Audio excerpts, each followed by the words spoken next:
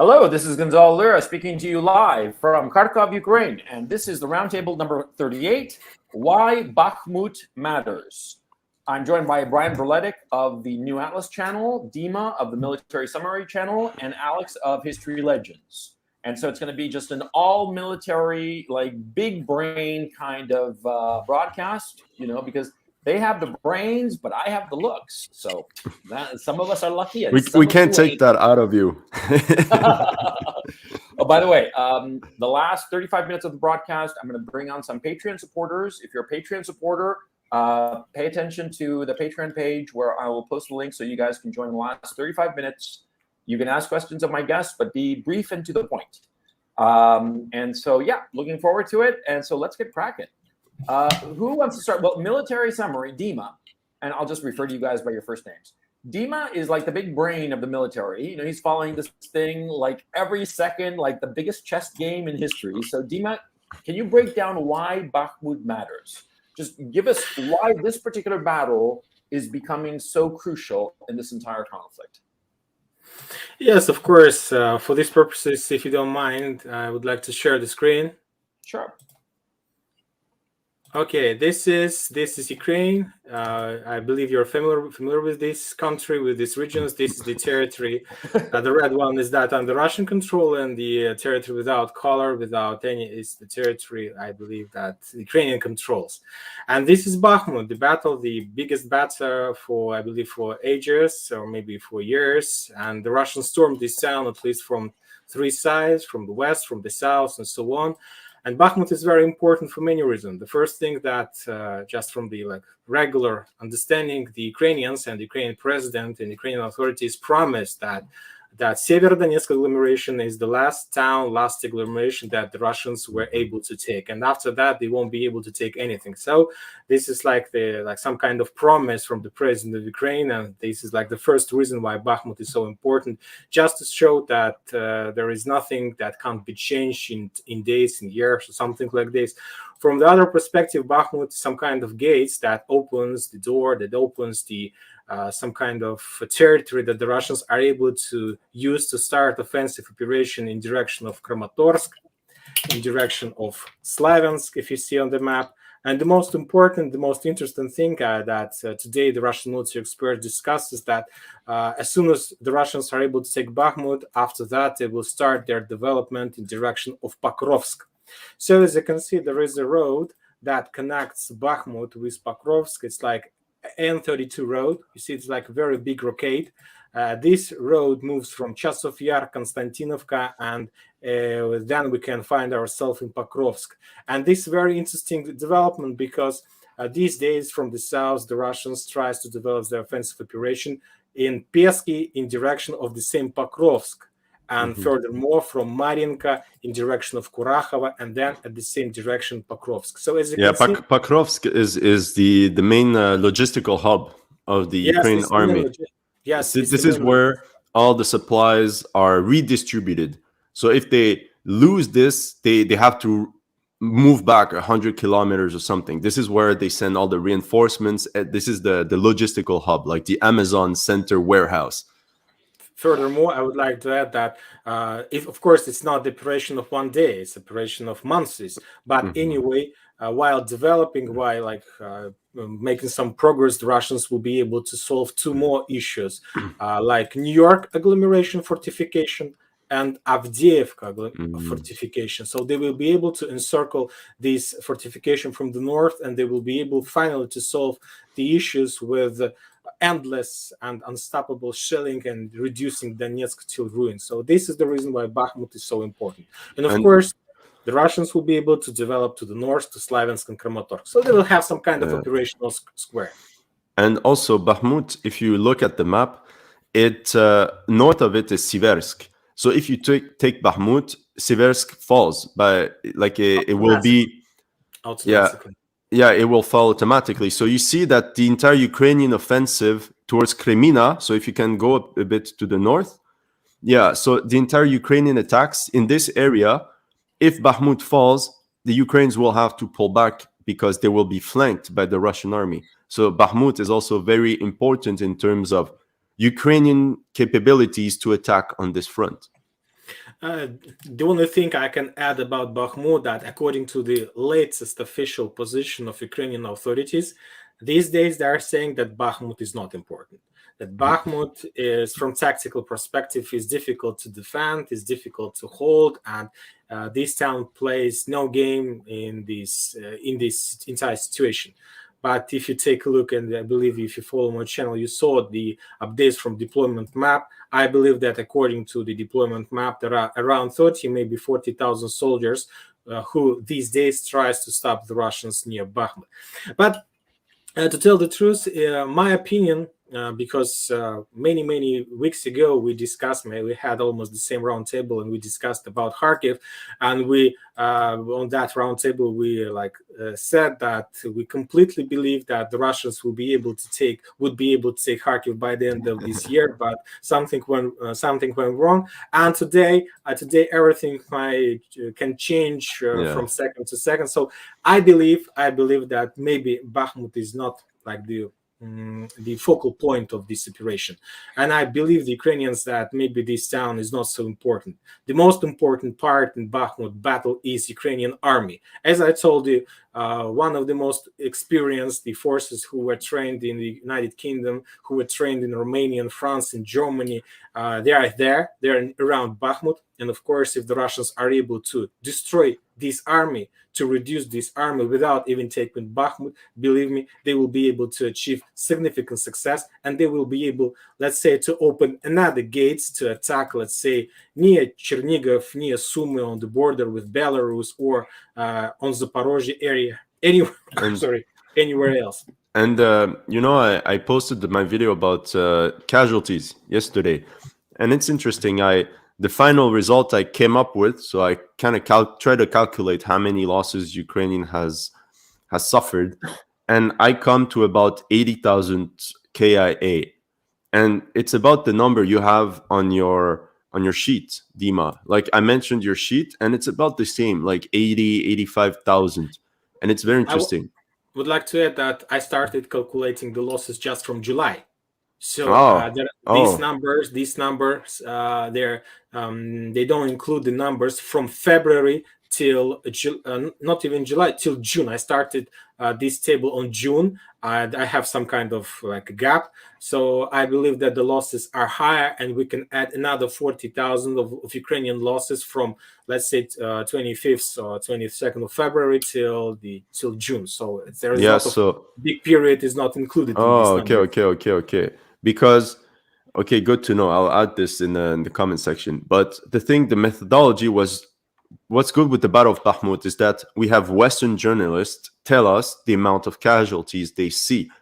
And it's not Ukrainian sources, it's not Russian, it's Western journalists that say, oh, today we saw 300 wounded come in that one place.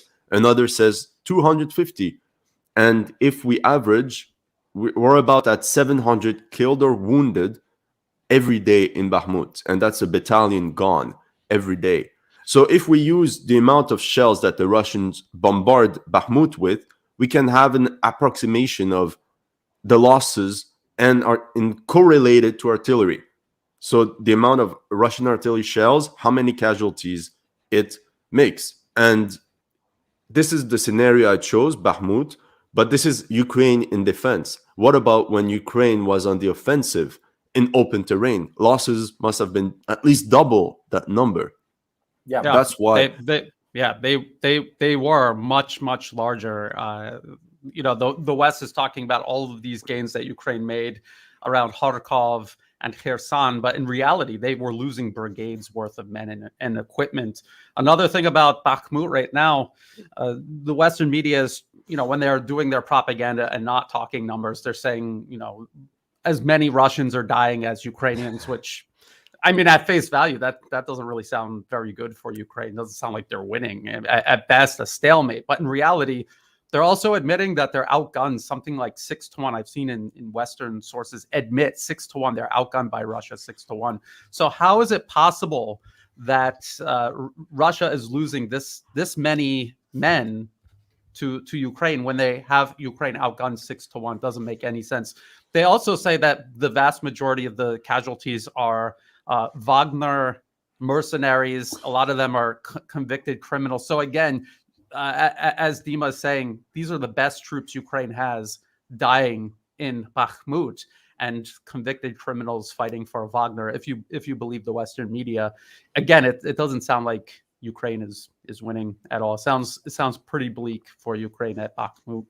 And the thing is that, like you said, they always say, "Oh yeah, like the consolation prize." Yeah, but the Russians have about the same. And the problem is, according to my estimates, Russian losses, so everyone included, LDPR, Chechens, Wagner, Russian armed forces, it's about 15,000 KIA, roughly, right?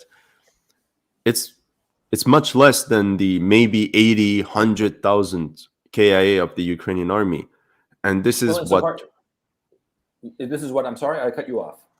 No, go ahead. No, I was going to say that according to Ursula von der Leyen, it was 100,000 KIA on the Ukraine side, and that was quickly deleted because it was a huge blow to morale over here. But a lot of other very credible estimates, including, I believe, Doug McGregor, they're putting the number of KIA on the Zelensky regime side at closer to 120 and perhaps higher. And there's something else too, that the wounded, the proportion of wounded, traditionally it's like 4-to-1, 3-to-1 insofar as wounded, but insofar as the Zelensky regime, because of the lack of medical facilities, it's closer to 1-to-1. That a lot of the people who are severely injured, they're just not getting the medical attention, and so they're losing their lives because there's just not enough to go around. According to what I see, it's about, traditionally we say 3 wounded for 1 KIA, but that's World War II. And since then, whatever we say, medicine is better, equipment is better. So even the Ukrainian army, they have proper medics, they have body armor, they have. But what I mean is that it's about 6 wounded for 1 KIA. And the thing with the wounded is that, what is a wounded? If you run and you break your ankle, you're wounded, but then you can return to fight eventually. But someone that has his leg that blown up is also wounded. So the thing is, most Ukrainian soldiers that are wounded are just temporarily out of the front, but they will be returned to combat as soon as possible. So that's the thing that I see from the Ukrainian side, is that you're in the army forever. There's no tour of duty. This is their war. So if you're wounded, okay, you're taken to the rear and then patched up and you're sent back in reserve. Well, ultimately, it doesn't matter insofar as the wounded, insofar as this conversation is concerned, because ultimately what matters is actual KIA. Exactly. It seems ugly to say it in such grotesque terms, but I'm saying it as a practical issue insofar as this war is concerned. And so if the Russians, I think that we can all agree that it's at least 100,000 KIA on the side of Ukraine, and not more than 15,000, okay, let's say 20,000 on all Russian different groups, right? That's still 5-to-1. And on top of that, the Russians have amassed an army that at this point must number at least 600,000 men, because 2 weeks ago it was 540,000, and they were shipping in tanks and men and gear, nonstop. You see all those videos of trains. And so, the question becomes, at what moment, at what tipping point moment does the Zelensky regime army simply collapse because it just doesn't have any more gas in the tank? You see what I'm saying?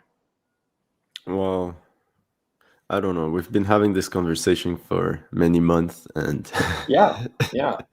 Because I think that, the Zelensky regime has put all of its chips on Bakhmut. Now, Brian, I'll ask you. You're a politically minded guy. The loss of Bakhmut, quite apart from the military situation, which would be like Popasnaya 2.0, where all of a sudden, once they take Bakhmut, they're able to strike in different directions, as Dima outlined. If Bakhmut were to fall after these catastrophic losses that have happened, what do you think would be the political effects?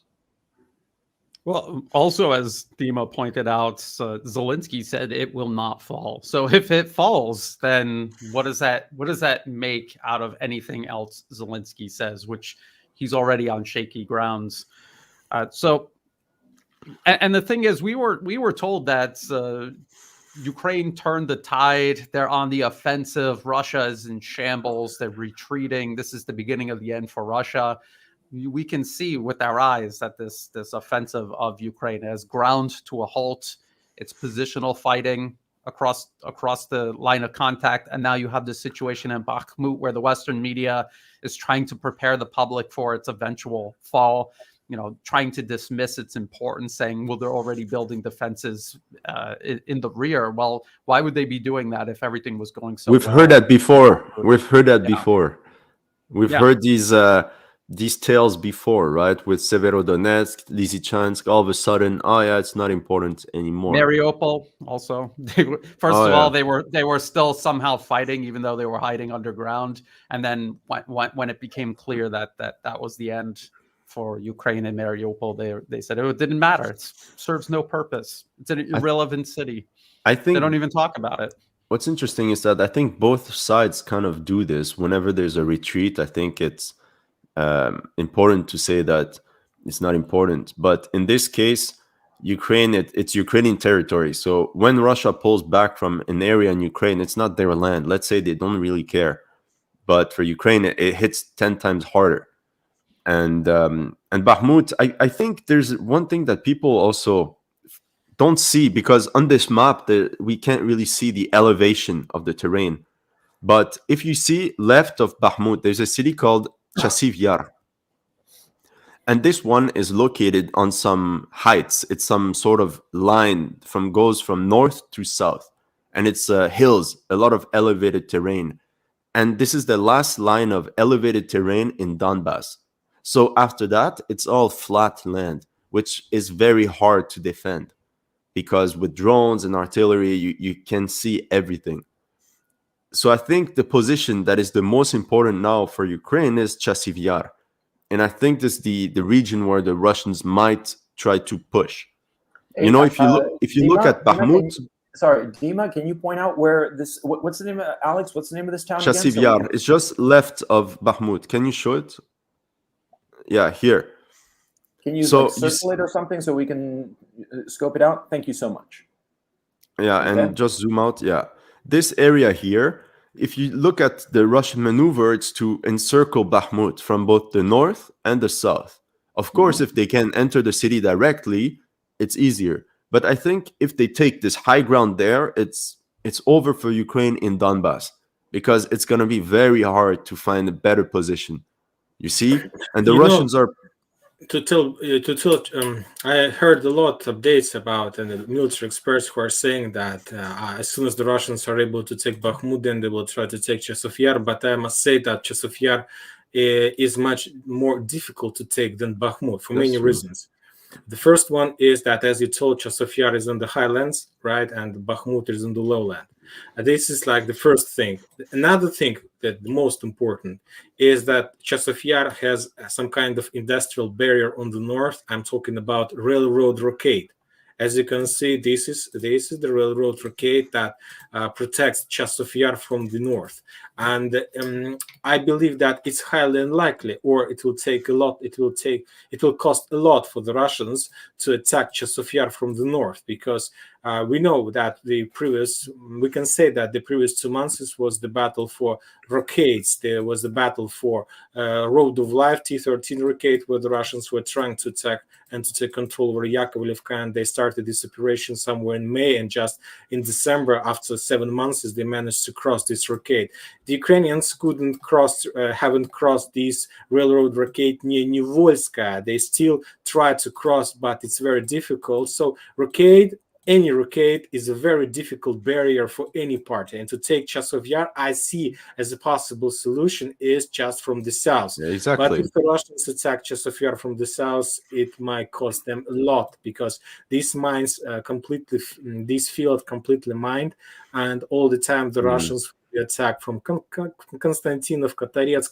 So Chasiv Yar is another long story for the Russians, and to tell the truth, for now, I don't have any solution, any understanding how the Russians are planning to take Chasiv Yar. You see, if we look at can you remove the arrows? And yes, I can remove the arrows, and for this purpose, I need to update the map. yeah, just because for the audience, right? So circle Chasiv Yar. Yeah, okay. But there's one thing that we have to look at. It's the battle for Klishivka and Ivanivka, right? And I think this, I This, think by the way, just I will update the map according to the latest Russian update. According to yeah, information we have from the Russian sources, they got control over the north part of Klishevka, and through Andreevka, they got control over the south part of Klishevka. exact. So they answer from at least from two sides. Perfect, thank you. And the thing, what I see, the plan is that first they hop from one village. So the Russian strategy is to hop from one village to another and use the village they just took as a pivot point towards another, right? It's a very simple tactic, but very methodical. Now, the village they're trying to attack now, Klishivka, would be a perfect stepping stone to go further north and cut off Bakhmut from the west. You know, if you put Ivanivka, right, there's a village in between Chasivyar. Yeah, exactly. It's the last village before this encirclement. And the Russians are doing this in a very methodical process. So I think these places are very important to look at for the progress of the Battle of Bakhmut, because if the Russians reach this highway, it's going to be very tough. It's going to be very tough for Ukraine to be supplied. What do you think? The thing is that if we are talking about this area, first of all, if the Russians want to develop their offensive operation from Klishevka to Ivanovska, to this town, they will have to cross the fields. Yeah. And I checked the weather, and the weather the next 2 months, 2 weeks will be in this area around +1 degree according to Celsius. So that means that it will be very difficult to use this ground because the Russian tanks and all their armored vehicles will stuck in this area. So it's my I saw this like projection from some Russian military experts, and I completely not agree with the direction to attack Ivanovska, because I believe that the Russians won't be able just even to get there. They will die somewhere in the middle of this time. The only thing that the Russians are able to do in this area is to establish fire control and to cut this road physically with artillery, with their anti-tanks. So they will be able to cut, and the Ukrainians won't be able to use this N32 road to supply and support Bakhmut from Chasov Yar. In this case, the Ukrainians still will have the road that moves a little bit to the north, this one, to supply and Bakhmut. So to take Ivanovska is not the solution to, I don't know, to get control over Bakhmut. It's not solution. It will give the Russians a lot of losses and problems. And furthermore, imagine yourself how the Russians are able to hold control over Ivanovska during the bad weather and the bad ground. They need to supply and support this town they need to hold this area at least a month. As soon as the Russians are able to take Ivanovska, it doesn't mean that Bakhmut is going to follow automatically. It's not. They need to hold Ivanovska for months, and all these months, the only one possible way to support this town is from Klishevka. And it's impossible. It's not even highly unlikely. It's impossible to hold Ivanovska for a very long time, because all the time the Russian forces in Ivanovska will be under crossfire from two towns. And what do you think about the axis of the north, Pidohorodny? What do you think about this advance and this northern part? Because they blew up all the bridges in the northern sector. The Russians will take, they're now concentrated over this town, and sooner or later they will take control over this area. And after Podgorodny, they will try to develop their offensive operation in direction of Krasnogora. These two towns. Why is that? Because all these two towns is located on the Russian side of Rokade. This is the railroad Rokade. The Russians don't need to cross them. They can take this town by local attacks with tanks. And if we're talking about the Ukrainians, for them it will be very difficult even to deploy tanks in this area, because there are no. The only place to get there is through this road, but there is a very large hook to get some forces in this area, and there's just one bridge that the Ukrainians are able to use to do this, and it's very close from the Russian position. So Krasnogora, Podgorodny will be taken by the Russians. But anyway, even in this case, the Russians need to cross this railroad Rokade, and it's like two lines of Rokade. It's very difficult to encircle Bakhmut from the north. As I understand, the only thing that the Russians are able to do to establish fire control oversupply and support roads of Bakhmut from the west, from the north, from the northwest, and so on. And they can storm this Bakhmut like in front, losing their soldiers, and the Ukrainians will lose. And to use like the tactic of artillery attacks and reducing town to ruins, and to force the Ukrainians just to step back because of heavy losses. Furthermore, don't forget that in December, we haven't received, at least maybe I missed this update. In December, we haven't received any updates from the Western countries about upcoming support of Ukraine. The last one, when we heard about sending to Ukraine around 200 of armored vehicles, was in November. So no plans in December. I don't see any upcoming plans in January. And something tells me that the battle for Bakhmut it's like another way to develop this idea, is that Bakhmut is a part of Kherson deal. If you remember, many times I told in my videos that Kherson was a part of deal. The Russians returned step back from this bridgehead without even any clashes. And 3 or 4 weeks ago, when the Russians stepped back from Kherson, I told that maybe by the end of this year, we're going to see how the Ukrainians are retreating from Bakhmut.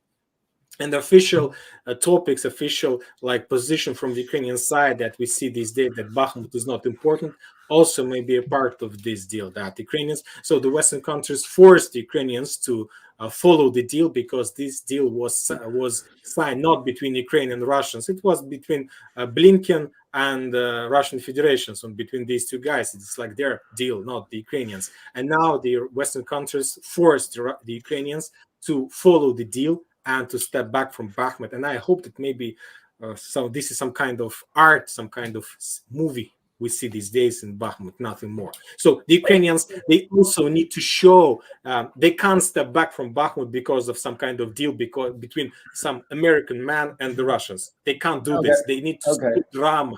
They need to show losses. They need to show casualties. They need to show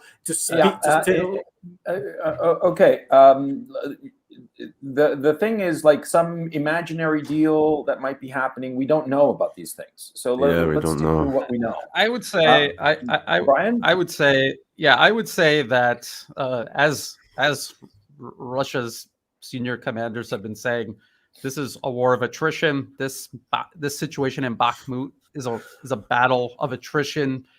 I fully agree with the difficulties of fully encircling Bakhmut, storming it. This is always difficult, no matter what city you're talking about. If the Western media is admitting that Russia has Ukraine outgunned 6-1, well, all Russia wants, and they're in no rush to take this city.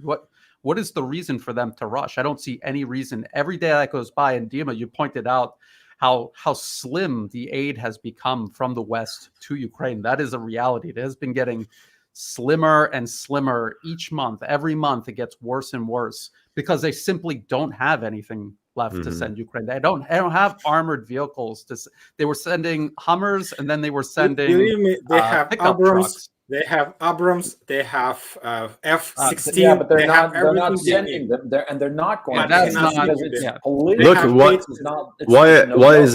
why isn't Britain sending, Britain is very involved in this war. Why aren't they sending 200 Challenger tanks to Ukraine? It's impossible. The amount of training, unless you're going to have British soldiers operating them and creating the logistics to support them.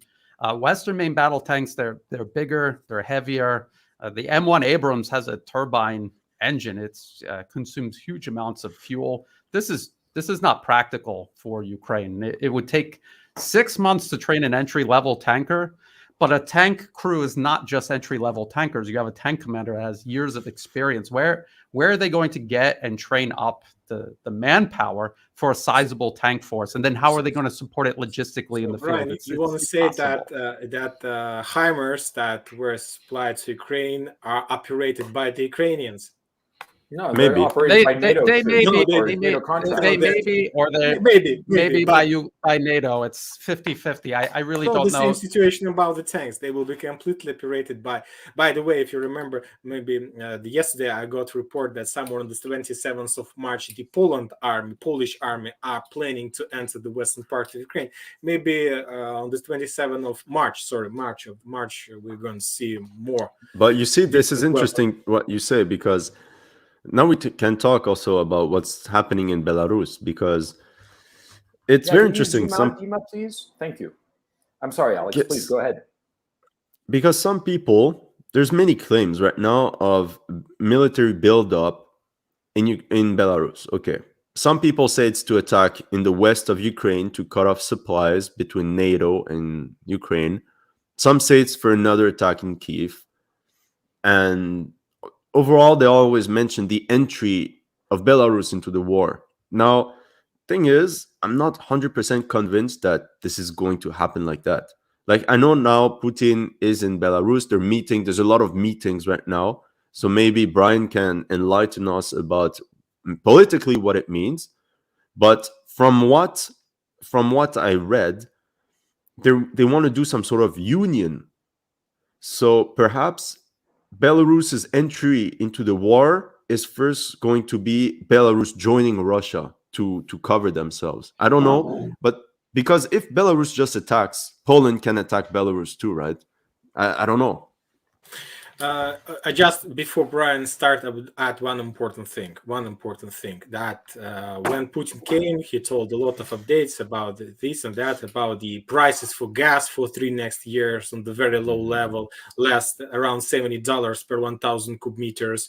And the most important thing that Putin told us is that the Russians also deployed air carriers who are able to carry very specific weapon.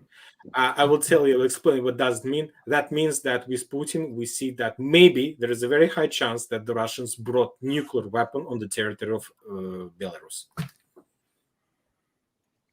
So I just want to expand on this idea of the U.S. sending tanks and F-16s. It may be a possibility in the future that they will try to sell this as they kind of do this mission creep into Ukraine. It's a possibility, and I don't think that Russia has unlimited amount of time to carry out its operations in Ukraine. But HIMARS, they could get away with it. It was a relatively small number of weapon systems, whether it was Ukrainians or NATO forces or contractors. It doesn't matter. It's a small number of vehicles. For a tank force, you need a lot of tanks. You can't just send a couple of tanks. It will make no difference. You have Hundreds, to send large 200, numbers 300, of tanks. Yeah. Yes, 200-300. As Zaluzhny required, I need 300 tanks, 400 armored vehicles, and something around 500 artillery. Okay, so let's hear Brian. Let's hear Brian. Yes. So to send a force like that of M1 Abrams and all NATO equipment, and Zaluzhny never talked about air power, but he would also need air power. But I just don't see how they're going to provide that without openly entering into the conflict.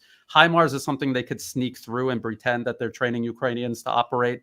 A giant tank force of hundreds of tanks, no, that would be, and logistically, they would be running all of this from Poland all the way into wherever the front line is.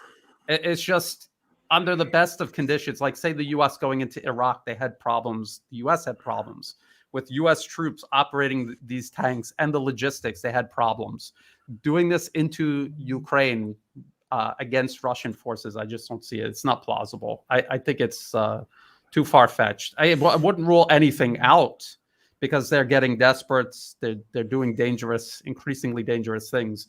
But I just don't see how this is a possibility. I think they're not sending. They're trying to send absolutely everything they have that they can practically send Ukraine, and they're out of that. They've sent everything that they can send. There really is nothing left. They're talking about procurement over the next several years, and even if they could do all of that today, instantly, the numbers that they're trying to procure is not enough to meet Ukraine's demands on the battlefield day to day.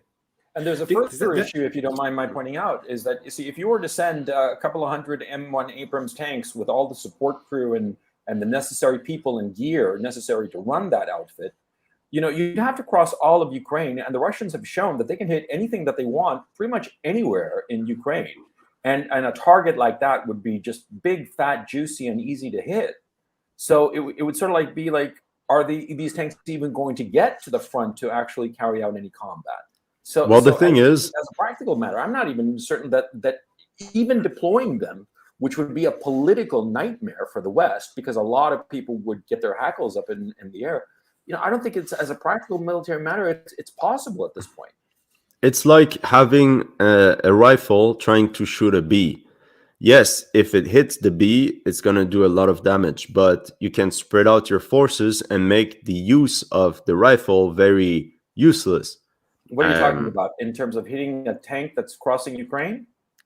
Yes, imagine the Ukrainians are just spreading out. It's like depot, the ammo depot. The Russians have started spreading out these ammo depot to make the rockets not worth what they're hitting. Yeah. So because if you have one huge ammo depot, it's gonna be a festival. It's gonna be amazing. It's gonna be fireworks. But if you have so many spread out, the attack, the cost of the missiles is not going to be worth what you destroy. What are you talking about in reference? So to if you separate the tank forces and spread them out, I don't see how the Russians can send missiles on these forces. There are limited numbers of pathways from Poland to eastern Ukraine. Basically, rail lines. What, you're going to drive them down country roads for 1,000 kilometers? No, what I mean is that we've seen how destroying railroads doesn't really work. It's for the cost of a missile, multiple millions.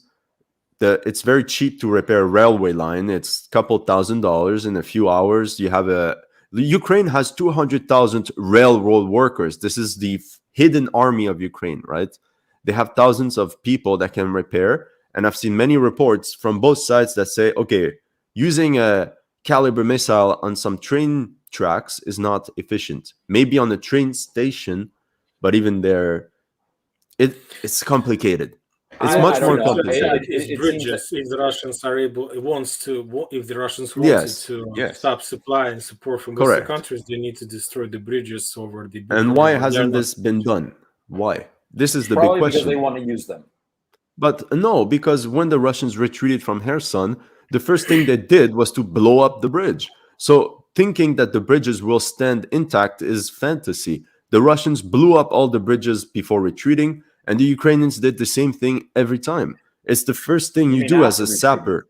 Yeah. I mean, once you're done retreating, the sappers blow up the thing no matter what. So thinking that the Russians want to use it, it's fantasy. No, what Alex is talking about. Go ahead. What Alex is talking about is, and a lot of people ask me this question all the time: how come Russia isn't destroying all of this equipment as it's coming into Ukraine? Why are they allowing it to reach the front line? Because while you could try to use, because at that range you're limited, the number of weapon systems that can precisely strike targets that deep into Ukraine, it's very limited.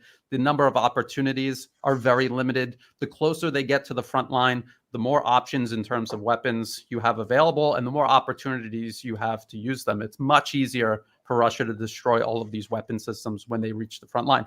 And the M1 Abrams would get destroyed just as quickly and easily as all of these other tanks that Ukraine has been using and losing. There's nothing special about an M1 Abrams tank. So they can send these tanks. They might make Russia fall back as they have been doing. They're adverse to heavy losses, but they will eat up this force as they do, and then they will come back like they have been doing. There's now that you said this, it makes me think that if Russia was to attack on a big scale, it wouldn't come from Belarus. I think the entire thing from Belarus is a non-issue. It's diversion, right? Mm-hmm. It's Zaporozhye, because this is where they can physically hold the bridges and hold the ground. And at the same time, Dima, can you show the Zaporozhye region, please? You see this region, if they attack in this sector, it also helps them defend the area south of it. You see, if the Russians attack it gives them a bigger range of defense in case shit hits the fan. So I think the best defense is offense. And the question I have is that, so I think they're preparing something there. It would make sense, especially if you have a lot of armored units. The big question I have is, where are the Russian paratroopers from Kherson?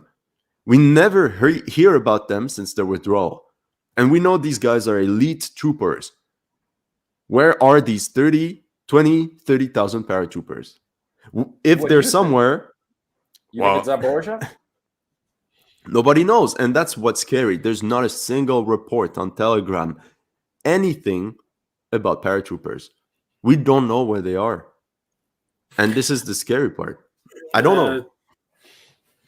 If we are talking about the possible direction of Russian attack, when let's say the head of Ukraine army, who operates on the north of Ukraine on the border with Belarus, these days he gave some interesting interview, and he reported that there are a lot of forces on the territory of Belarus, but these forces are not able to let's say, to achieve some strategic goal.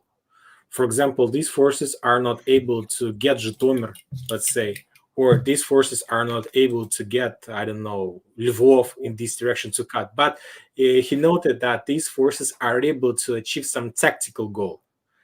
And you know that sometimes we discuss about the ground, about the army, but don't forget about the fact that Ukrainians attack and shell Donetsk heavily.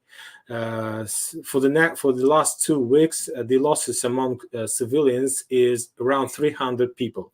So the Ukrainians attack this town using rockets, using artillery without even aiming. They're just attacking hospitals, marketplaces, and so on, and they're killing civilians.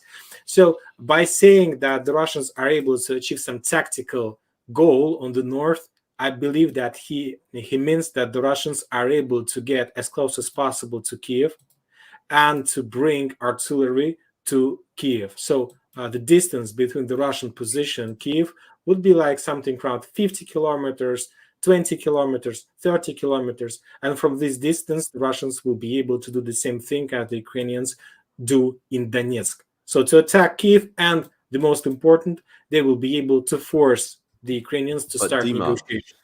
Yeah, but I have a question. I don't know. Maybe I'm completely off the tracks, but is it really the only goal of the Russian armed forces right now to have retaliatory strikes on civilians in Kiev? Isn't it to destroy the armed forces? Don't you think that they would spend this energy destroying the army, the divisions, that would anyway push the political leadership of Ukraine into peace talks, because then they have no more army? And because if they want to do this, they can send caliber missiles into Kiev and do the same thing without even risking an invasion. Caliber, as you told, caliber are very expensive, and the Ukrainians do have air defense, and not every single caliber are able to get Kiev. We can say that there are at least 3 goals that the Russians can have. The first one to destroy Ukrainian army. The second one to get some advantages on the ground, to take more territories. But I think that today the most important thing that the Russians need is to force the Ukrainians to start negotiation process. But there's a problem. There's a problem here that the Russian leadership has made it very, very clear that they're not going to negotiate with the Zelensky regime. I mean, if I'm wrong. But can you show the Zaporozhye city? There's something I was wondering. Can you show? This is Zaporozhye. Okay, can you zoom in into the city? How many bridges are crossing over? 1. 3. 1, 2, and 3. Can you show them? Here, there's 1 rail one and 2 normal ones. 1, 2, 3. Okay, if the Russians, let's say, imaginary, okay, hypothesis, if the Russians are launching an operation against Zaporozhye, what happens if they get close and they destroy these bridges? How can you supply? First of all, to destroy these bridges, the Russians, it's the same situation with deployment process. When the Ukrainians see that the Russians deploy their forces near Bakhmut, they move their forces there. If the Ukrainians see that the Russians attack these bridges, they will bring air defense system, and believe me, believe me, at this, we using calibers or Jaggers, it's highly unlikely that the Russians are able to destroy these bridges. Okay, I believe it's impossible. It's the you need question. The question is not if possible or not, but how many would be necessary? How many are we talking about? 50, 100, 1,000? Let's put a number. Let's put a number. How many? Yeah. Okay, so what would be the point of destroying the bridge? What's your point? Suppose that they destroy it. So what's your Okay, point? how do you... to destroy it.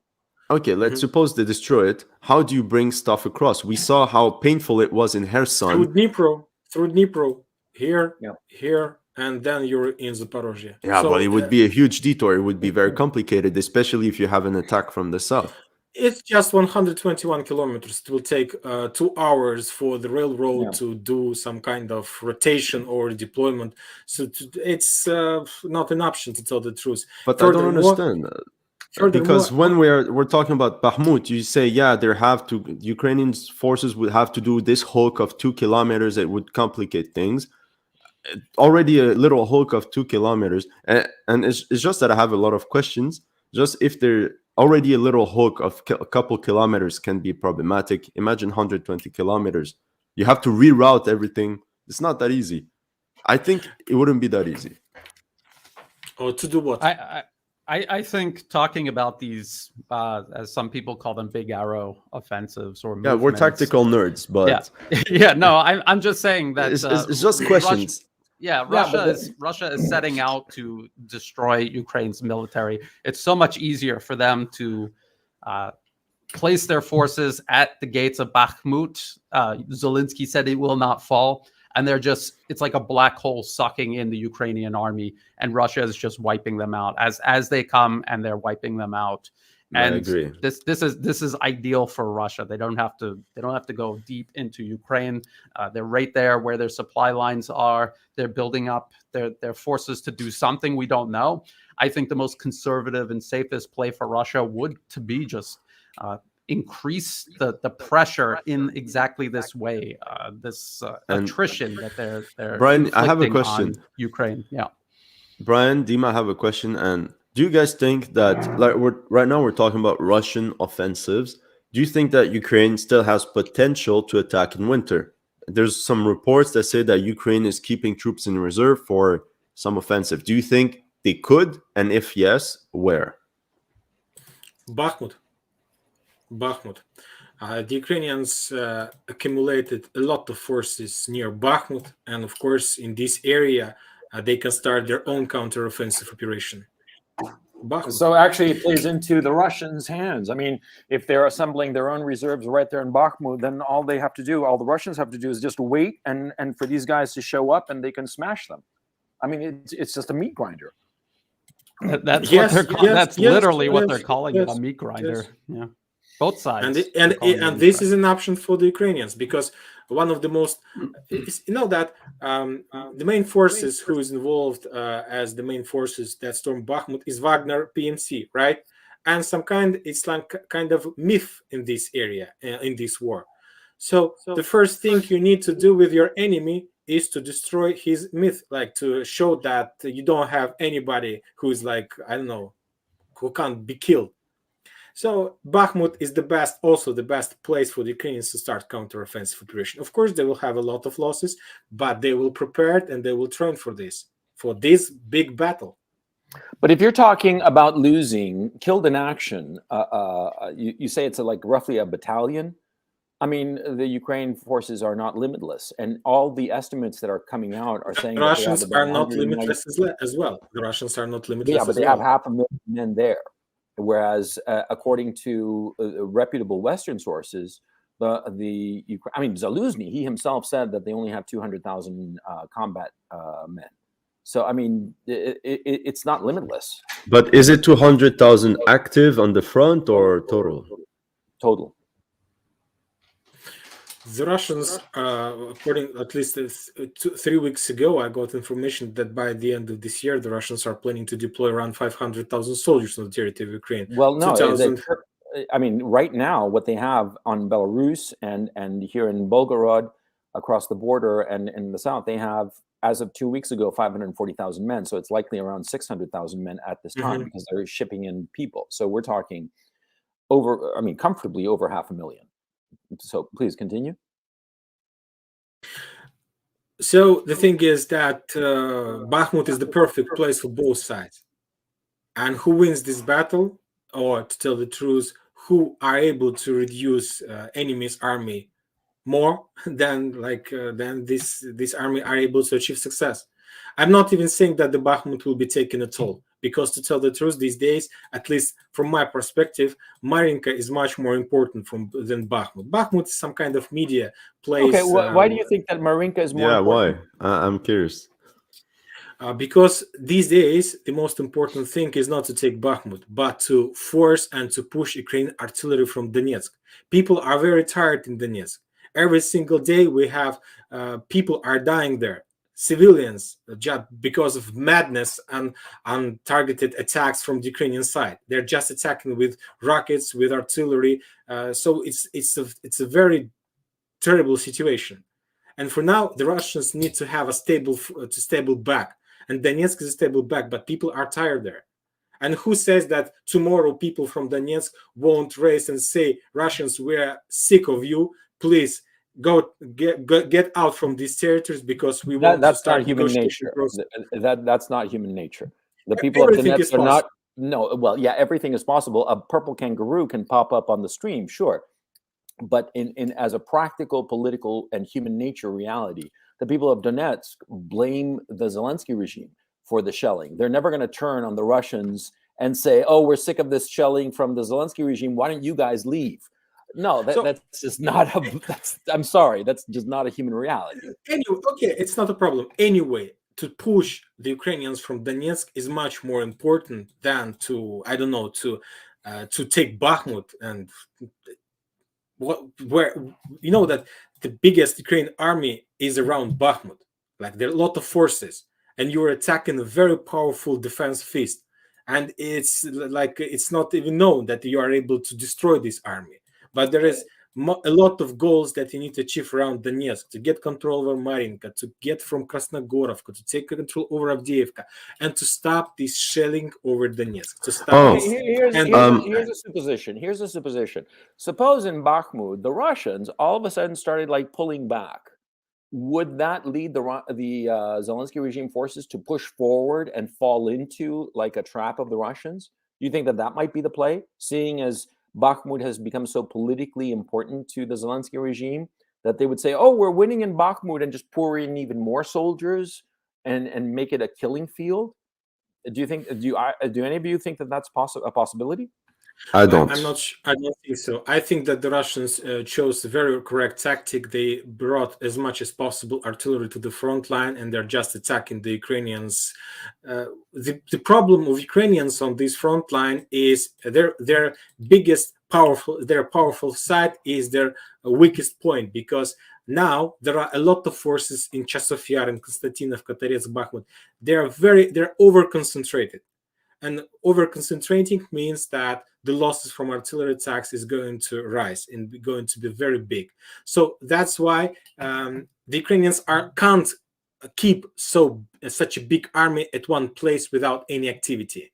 If they continue keeping their forces on the ground, pinned down to some towns, some buildings, they will have losses. They need to start some activity. They need to start counteroffensive operation, and they can do this. Furthermore, in my video, I told that Bakhmut is not the only place where the Ukrainians can start counteroffensive operation. The a possible place where the Ukrainians can start offensive operation is a little bit to the south from Bakhmut in direction of Gorlovka, because if we are talking about Gorlovka, there is important railroad center like Debaltsevo, this one that connects. One question from the front line to where you're pointing to Dubgorka. What's the distance? It's around from the Ukrainian position to the Russians. These two towns very close to each other. There's front line between towns. The lines that you've made, the two parallel lines that you've made. What's the distance? 20 kilometers. Between these 20 kilometers, the Ukrainians. No, not between the parallel lines, but rather where they intersect with the front all the way to the town that you're 25 kilometers. 25. kilometers. Okay. 20 kilometers, and then the Ukrainians will be able to cut Donetsk from Lugansk. And by the way, in 2014, 2015, the battle for Debaltseve was one of the most important, because Debaltseve used to be under Ukrainian control during the first Ukrainian-Russian war. but the battle of this area, the Ukrainians were surrounded on the west, the east, and the south. So they were in some sort of pocket, but it was a completely different scenario. But the problem is with Toretsk is that it's heavily fortified and there's a lot of high ground. So it would be very difficult. To tell the truth, I must say that there is no easy solutions. There is no easy solution. There's no easy solutions. If you want to win, you need to risk. Yeah. And the Ukrainians, they understand. You need to understand. They are over concentrated on this front. Okay, let's step up back a little bit. One thing. Go ahead. I just wanted to say that Dima is right from a strategic operational perspective. If Ukraine was to attack, this area would be very good for them. So yes, I just don't see it happening. Let me step back. Let me step back here. Let's focus on the bigger picture so we understand. All this minutia is very interesting, but let's step back and ask the following questions. Number one, we all agree that this is an attritional war, correct? I mean, ultimately, this is what we're talking about. Brian, it's an attritional war, right? Yes, and everyone at the political and military leadership of Russia says they are going to grind down Ukraine's military, and that is what we're watching in Bakhmut right now. Okay, number one, it's an attritional war. Number two, I think that we're all in agreement with the numbers that the Zelensky regime forces are suffering at least a 5-to-1 ratio compared to the Russians. We're all in agreement with that. It could be higher, lower. I can't say. I'm not sure about this. I can't agree with this because something tells me that. But hang on.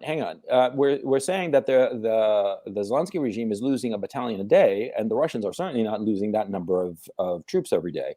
And we know that the total, all Russians, I mean, DPR, LPR, Wagner, Chechens, everybody, and of course the Russian army. Their KIAs are about 15,000 versus at least 100,000 on the Zelensky regime.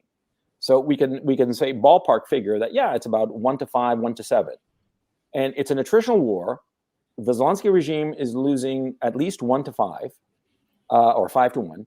And secondly, we know that from the mouth of General Zaluzhny himself, the commander-in-chief of the Ukrainian Armed Forces, that they have 200,000 men currently. And it's known for a fact that the Russians have at least 500,000.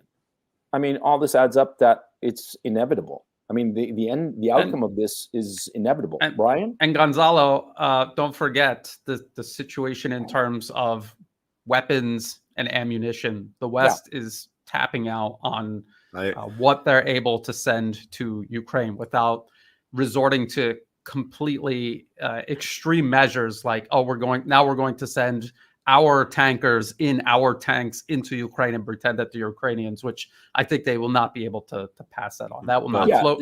Even if they did, it still won't make any difference because they'll be back to where they were at the beginning of all of this when Ukraine had huge numbers of tanks and then Russia used its superiority in terms of artillery, missiles, military aviation to wipe them out.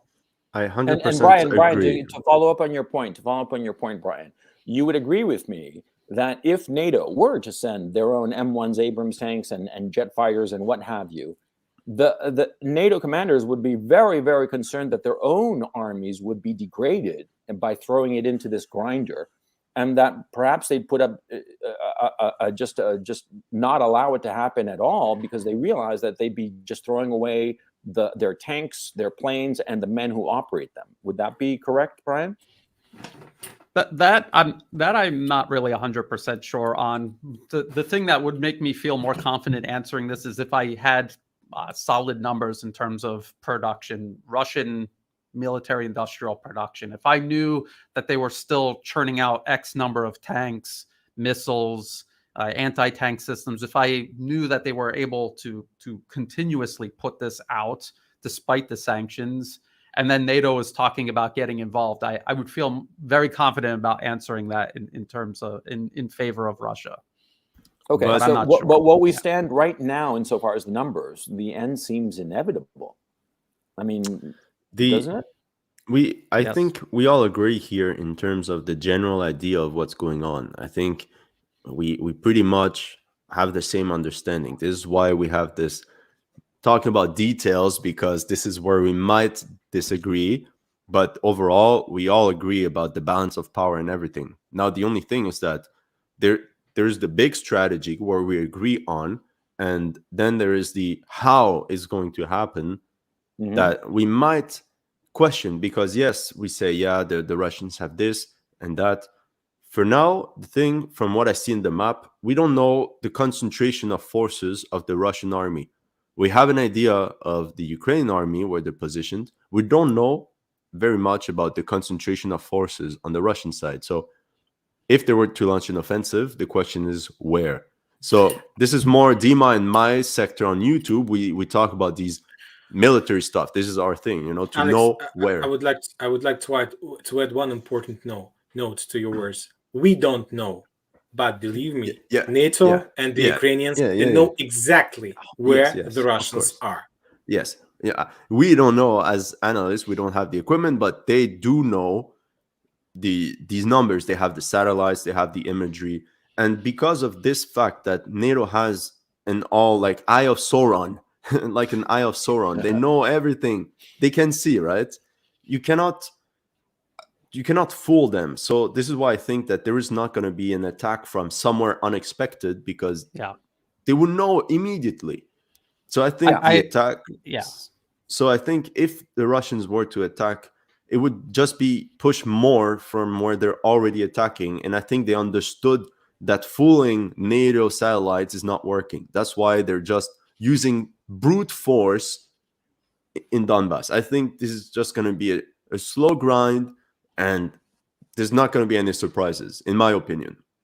I agree with that, Alex. I just also want to point out that knowing the disposition of troops is extremely important. This is why I made a mistake regarding Kharkov, because I didn't know that. I didn't know what the disposition of Russian troops were in that area. If I had known that, I would say they seem like they've given up on that area, and they are willing to give it up.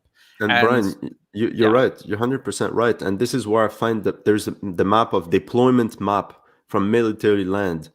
Very, very misleading, because they did not show the concentration of Ukrainian forces before the Kharkov offensive.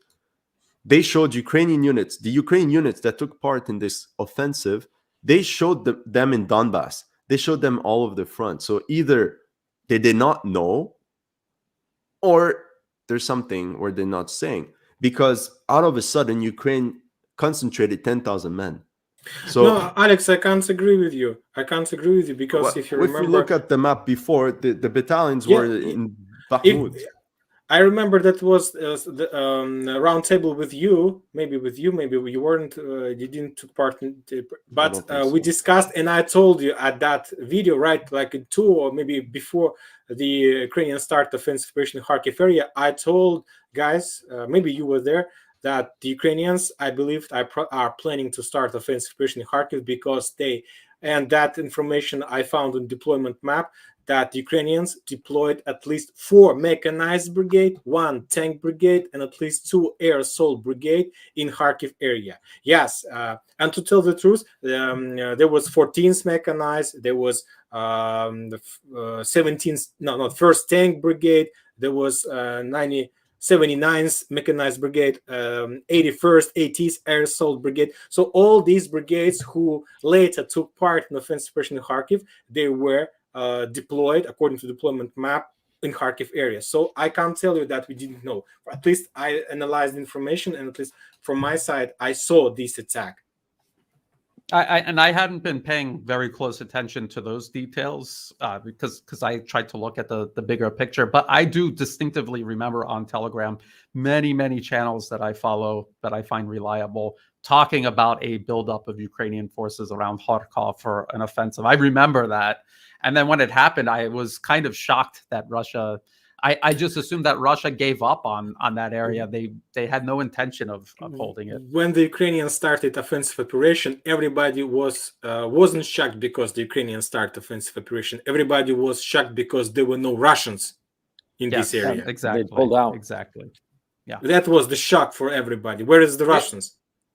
Except the Duran. I think Alexander Mikurs actually talked about how it looked like Izium, they had divested from it, and then it turned out he was right. They really had no real presence there anymore, and it was a process. And let's talk about that, because I think that's interesting. Russia, it admittedly was overextended. Their troops were spread out thin.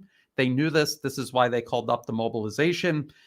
That's what happens when you're spread out thin. You have the area where you're focused, and then you have these places where you're being pushed back on the map. This is happening to Ukraine right now, where we're told that they turned the tide and they're on the offensive, but now they're losing, very important, maybe small but important towns and cities here and there.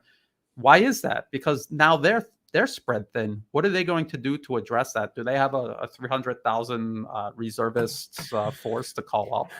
Very interesting point about why the Russians lost Kharkov battle and what the problems with Ukrainians these days. As you know, when the Russians started their special operation, they tried to sign a short-term contracts, 3 months and 6 months contracts.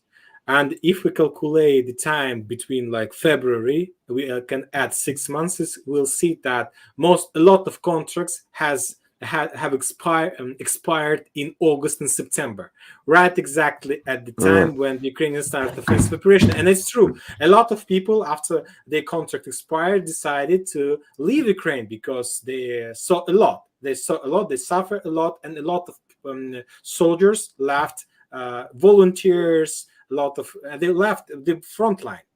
And the Russians, from one side, they understand that they don't have soldiers, they need to start mobilization, and exactly at this moment, the Ukrainians use this situation because they understand that a lot of contracts expired and they start offensive operation because of lack of soldiers. And today 100%. We see the same situation from the Ukrainian side, because these days a lot of Ukrainians who were mobilized are in United Kingdom, in Spain, in Germany, in Romania. They're like under training process, that. So they are not on the front line. We can say that Ukraine have a very big army, but a big part of this army is in Europe. And the Russians activated their offensive operation exactly at the time when the most of the Ukrainian army is not in Ukraine. Hang on a second, Dima. Those troops, and this is from sources in the West, say that those troops in a lot of these training stations, at least in the United Kingdom, these are green conscripts that have zero military experience beforehand. So the notion that there's not that many of them. No, but what he means is that they're not in the front line. Is that they're away? Is that they're not in Ukraine? Also, the other issue, number one, they're green, and the trainers, the British trainers, are saying that these guys are green, that they don't know anything about soldiering. Number one, and number two, the numbers are less than in total that are being trained outside of Ukraine.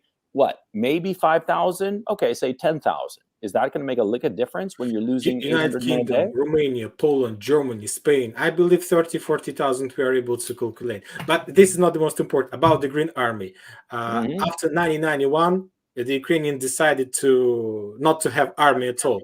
So the Ukrainians restored their military forces just in 2014. So everybody in Ukraine are green. So there are no professionals, because just 8 years ago. Yeah, well, the ones that were professional in February of this year, they have all been pretty much wiped out. And so what you have, you see the video, you're seeing old men, guys, younger than me, but they're like in their 40s and early 50s. Okay, you see them and you see that they are just in no shape at all to be fighting. And yet there they are in some trench in the middle of nowhere. That's an interesting topic. It's a bit unrelated, but a little parenthesis for a couple of seconds. I think it's very interesting to this Ukraine war too, because it shows that you don't need 18-year-old guys to go to war. And I think, especially in the modern day and age, you can have older men. Look at the Russian people that were mobilized, mid-30s. How old do you have to be a tank driver? You don't need to be bench pressing your body weight 10 times, right? You just need to be able to drive a tank. Same thing for artillery shells. I think being young or not is not necessary these days. And this is very interesting I for disagree. I disagree. Yeah, As a I 54-year-old mean, man, I can tell you. I was in the military. I was in an artillery unit. That is, it's heavy duty work, and you got to be in Yes, pretty good but shape to do it. And I- and the physical fitness of, say, an artillery team will have a direct impact, especially in the type of conditions in Ukraine where it is an artillery war. They're not doing fire missions like once or twice a day in Afghanistan. This is constant. So why has Russia mobilized men that are in their 30s and not 18-year-olds? Because all of them 'Cause they had already served. That's what got Reservists, mobilized. yeah. Basically, I mean, Yeah, 30 but you 30 can be is still- 21. 30 Yeah, is but- still okay. I mean, if Yeah. they're 50 or 60, then that is a huge problem. If I they're 50 agree. and I 60, can you're tell not- you as you're not- a 54-year-old man, once you hit like roughly 37 to 43 in that range, your physical capacity just goes off a cliff. I mean, it just does. You just, Unfortunately, yeah. yeah, and Brian is agree. 40, so he knows what I'm talking about. It really goes off a cliff. Okay, I mean, it's just an inevitability of aging. And so the so-called conscripts that the Russian called up, which were not conscripts, they were all people who had previous military experience, and I know a few of them directly, so I know what I'm talking about. These guys, they were all under 35. Kind of like tops, and they had an age cutoff, but I actually have forgotten what that age cutoff was. And talking about conscripts, it's a good leap into the topic that Russia has called up two waves of actual conscripts this year, in April and in fall. And my question is, what are they going to do with them at the end of their contract? I don't know, perhaps Dima has more information about it, but the guys that came in April, 200,000 guys, what's going to happen to them once they're done? Are they going to join the Russian military? Are they going to be released? When the Russians adopt all the necessary laws for mobilization, one of the things they adopted is that nobody these days can be released or returned back home, even if their contract ends until the end of special operation. So for now, there is no way to get out of special operation for the Russians. It's like if you ever sign a contract, so you won't be able to finish for the life. contract. Yeah. Until the end of special operation. What about conscripts? Because there's Russians signing contracts. There's also Russians that are conscripted. From my and I could be wrong. This is why I'm asking, genuinely asking. If you're conscripted, are you still just going to serve your minimum time, drive trucks or whatever in the rear, and then finish your contract, or not contract, but your conscription? The previous week there was a very interesting situation. One of the military authorities from Russia, he was interviewed, and people asked him questions about the next year, about the plans and so on, and he said that those guys who will join army in April will serve not a year but a year and a half, and those guys who will join army in September in fall of next year will serve not a year and a half, but 2 years. I think that it was it was his mistake. I don't think he should have said that, but it was his mistake. He did this. Later, this video was updated. The military authorities said that it was a fake. It's not the truth. But I believe that yes, the next year the Russians are planning to increase the term of serving in the military. Now this term is 1 year. I believe that they will increase the term up to 2 years. So just like during the special operation, maybe after special operation, they will reduce this term to 1 year again. So that means that Russia, in theory, might have 200,000 more men by April with 1 year of training. Correct? Or am I missing something? Please, can you give more details? I don't understand exactly what you're asking. Okay. Like the conscripts, the guys that came in, the young guys that came in April of this year, the 200,000 men that went, the young men that went to military service. By April 2023, it will be 1 year. Technically, can they be sent to Ukraine or not? No, they can't. They can't be sent. Okay, Because the Russians use conscript army just for defense.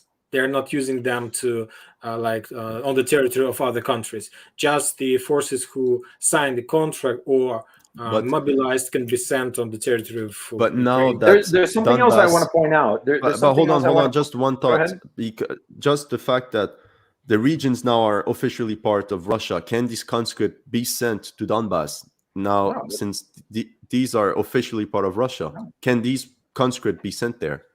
Yes, because they it's can. technically self-defense. Technically, yes, they can. Technically, Okay. yes, they can, because it's the part of Russian Federation. Of Okay, course. okay, that's all I wanted to know. So technically, they could be involved. Okay, that's all I wanted to. Okay, sorry. No, there's something else too. You know, the Russians have said that they called up 300,000 men and they got another 70,000 odd volunteers.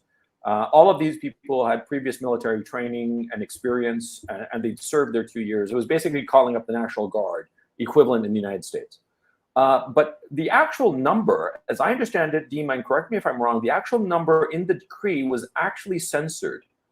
And I've always had the suspicion that the Russians called up a lot more than 300,000. The reason being is that in my circle of acquaintances, a lot of people were saying that either they themselves or people they knew had been called up, that it seemed disproportionate to the pool of people. And I find it surprising that I would just happen to know people in Russia who, of course, speak English because I don't speak Russian, and they're very educated, so it's a very relatively small group. That they would have so many of their own peers that were called up. Do you think that it's possible that it's not really 300,000 that they called up, that it's a lot more? Yes, it is possible because don't forget about police forces, about as one of our speakers told about the Ukrainian railroad, number of employees in the railroad. A lot more. I believe that a lot more from different kind. Wagners, don't forget about Wagners. Wagners are not included in the number of the Russian forces who were deployed on the territory of Ukraine. Don't forget about any other private campaigns. These numbers are not included. So a lot more. Yeah. Well, okay. So stepping back, let's assume for the sake of argument that at some point over the next, let's say, month, okay, Bakhmut falls at some time by mid-January. Bakhmut falls. Brian, what do you think the reaction in the West would be to that? Do you think that that would be the moment that they decide to turn their back on Ukraine, on the whole Ukraine project?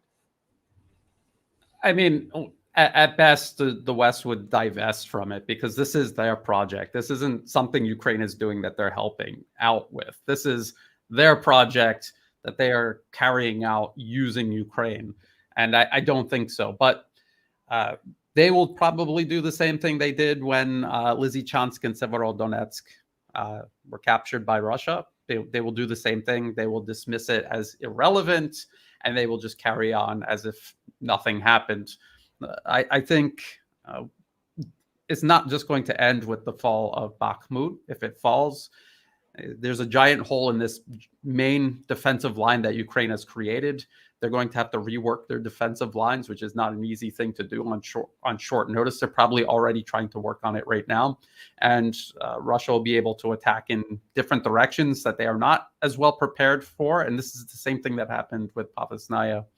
They punched a hole through there, and then they were going in all different directions. And Ukraine was not able to stop them until they reached the next main defense line. I think something similar will happen. And let's just try to think about how the West will spin this in terms of narrative. We were told that Ukraine was on the offensive. They're going to get their everything back. Russia is done. And then this happens. How are they going to explain that? And what will they try to do? If they're tapped out in terms of resources, what will they do to escalate? Because as many people point out, they have no reverse gear. Yeah. Okay. So let me just pause a little bit, and I'm going to bring on some Patreon supporters. And if you're a Patreon supporter and listening in, now is the time we'll take some Q&A. I'm bringing on Pamela. Pamela, how's it going? Good to hear from you. Good. How are you? Can you Doing hear me? very well. What's your question? Yes, we hear you loud and clear. What's your question? Okay. Recently, I read or heard on one of the podcasts that, and I'm interested in everyone's opinion on this, that Ukraine is focusing on Donetsk and the Donbass region because they want to kill everybody over there, civilians, whatever, because that takes away Russia's argument for even being in this conflict at all. It's for public consumption. And we know that the US and NATO and, everybody wants Russia's resources, but do you think there's any validity to that? That they're just going to focus on them? That they're trying to genocide all the people in Yes, and then they can take away Russia's argument for saying they're over there to rescue these people. Well, actually, it would prove their point now, wouldn't it? If the Zelensky regime is trying to genocide all the people in southern Ukraine, then that would precisely prove the Russians' point. Brian, what do you think? Yeah, I think I know what Pamela's talking about. They're undermining the narrative that Russia is there to protect the Russian-speaking Ukrainian population, now part of Russia. And I do believe that that's what they're thinking when they're just sending missiles and rockets into Donetsk city. This is the reason why, is to undermine. But just as Gonzalo pointed out, the people living there understand that there is no alternative. It's either Russia or oblivion. They know that. So this is desperate, dangerous, desperate, and just completely criminal on Ukraine's side. It's not going to work out the way they think it's going to, but this is what desperate opponents do when they're in the corner like this. Germany used to do things like this in World War II, just lashing out in any way that they can because they can't do anything of substance on the battlefield anymore. It appears to be their strategy in one respect, and I think it's valid. I mean, as far as they're controlling the narrative in the West, as we know, and people like us don't buy into it, but the lemmings do. So I don't know. It's horrible, but I mean, I don't know. Do you think that's gonna work? You don't think it'll work? No, I don't think that it'll work. Yeah, not at all. It's also something that the West, it's also something that the West tries to pretend is not happening. When you see in reports, they're like, Donetsk was hit by rockets. They don't say who did it. They're acting as if it's like rain. It's like a rainstorm. Right. Yeah. Okay. Yeah. Anyway, great show, fellas. Thanks very much for coming on, Pamela. I appreciate it. Yeah, the West is just completely ignoring the Donetsk atrocities because it is an atrocity. And the Duran has pointed out, the guys, Alexander Mercouris and Alex Christoforou, that whenever there is a military setback for the Zelensky regime, they lash out all the harder at Donetsk. And nobody in the West is reporting this at all. I mean, it is the silence is deafening. Yeah. What do you guys think? I think that if the Russians wins, it will be a genocide. It will be called in the future of Donbass. The winners are writing the history, so the Russians will call this as a genocide, and they will judge the Ukrainians. If the Ukrainian wins, they will call this, liberation, something like this. But if we're talking about the facts, there are a lot of authorities from Ukrainian side who said that let's kill the Donbass, let's kill the Russians in Donbass, let's kill their children, let's kill their kids. And Zelensky himself said something like this, that if you want to survive, you need to take your families, your kids, and get out from Ukraine. So it looks like genocide. If we're talking about the numbers of losses among civilians in Ukraine, in Donbass, it's not a genocide as we saw during the Second World War in Armenia and something like this. But if we are talking about the facts, about the things that we see, about the words that authorities are saying, it's a genocide. It's similar to Yugoslavia. It is similar to Yugoslavia in a way. Yes, a lot of similar things with Yugoslavia. I completely agree with you. Yeah. Let me bring on Bob Hershaft. Bob, how's it going? Oh, pretty good, thanks. I'm curious. Glad you enjoyed us. I'm curious about what you gentlemen might think about the Helmer thesis.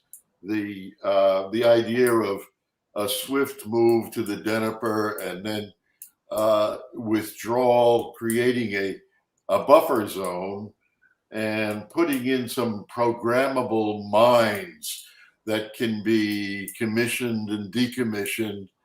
I don't know whether this technology exists, but according to Helmer, it sounded like he had an inside source. I believe he's a Moscow correspondent. Yeah. By the way, for people who don't know in the chat, John Helmer writes a blog, a very famous blog called Dancing with Bears. He is in Moscow. He's the longest serving foreign correspondent, a Western correspondent in Moscow. He's been there for like 30 years.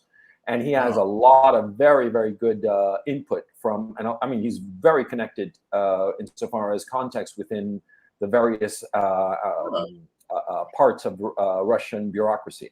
So he's saying, Bob, can you fill us in exactly what Helmer is saying? Oh, well, he was talking about a swift move across to the Dnieper, creating a buffer zone. In other words, it sort of negated any idea that the Russians were going to occupy the land, and they were no longer interested in capturing cities outright. It would be up to the people to revolt, and whether they were to be with them to decide. So they would be laying these programmable mines down and a quick action, and these could be activated or deactivated at any by some kind of technology. Okay. And that I have never heard of such mining technology. Maybe it exists, but that's not the issue. Brian, what do you think of this creation of a buffer zone that Helmer is postulating? I think it's a lot harder to do than to say they're going to do it. I think we could see, since this all began in late February, I can't rule it out. I don't sit in at the Russian General Staff's meetings, but I honestly believe that they are going to continue just grinding down the Ukrainian military. I think the idea of rushing across Ukrainian-held territory is extremely dangerous, risky. They will lose men and equipment no matter how well it turns out. They will lose more men and equipment doing that than this process of grinding down the military. Once Ukraine's military reaches a certain point, and things are going to start collapsing, and I think that's what they're waiting for. That's just my personal analysis on this, looking at what I'm seeing. Dima, Alex, what do you guys think? I know that if you want to understand the special operation and if you want to understand the Russians, first of all, we need to understand the head of the Russians, and I'm talking about Putin, right? Putin is a judo fighter. If you know what does it mean, judo, maybe. I hope you know this, judo. So as you understand, and he's a very good fighter. He's a very nice. He has a lot of experience in judo. He's a well-trained person. He spent a lot of time in his life trying to investigate and learn this philosophy. And according to judo philosophy, we can say that you need to spend as less as possible energy and to achieve as much as possible effect. So this is the same philosophy of special operation, because he's the head of this operation, we can say, and he tries to run this operation as he understands the philosophy and the reality. And the only aggressive reality he knows is judo. So he wants to spend as less as possible energy to achieve as much as possible result. That means that if it's possible not to take entire Ukraine, not to cross Ukraine from Kharkiv to Lvov, if it's possible just to take one Bakhmut and to force the entire Ukraine to collapse, he will stop exactly at this moment, because this is his philosophy. Why do you need to cross to ruin the entire country? For what reason? If you can just there's one problem. Yeah, there's one problem with that, though, is that if the Zelensky regime collapses, the Ukrainian armed forces just collapse, there will be a huge power vacuum, and it will have to be filled by somebody, either the Russians or by NATO. It will be filled by the Russians anyway. It will be filled by the Russians, But it's completely different. It's not a war. It's already a diplomacy and a policy. It's not like a war. So it will be a different sphere, different actions, different things in this case. There are a lot of people who support the Russians in Ukraine, and even today there are a lot of people who want to speak Russian, who want to have peace, no war, and something like this.